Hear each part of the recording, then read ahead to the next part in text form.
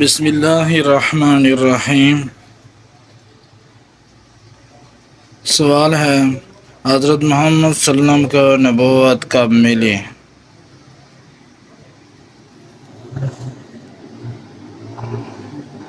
جواب ہے 40 سال کی عمر میں۔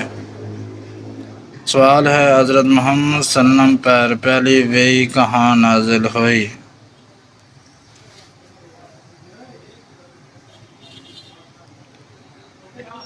جواب ہے غار حرا۔ سوال ہے، حضرت محمد صلی اللہ علیہ وسلم کی پہلی بیوی کون تھی؟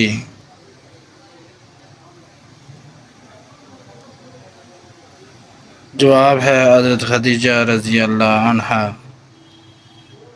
سوال ہے، حضرت محمد صلی اللہ علیہ وسلم کے کتنے بچے تھے؟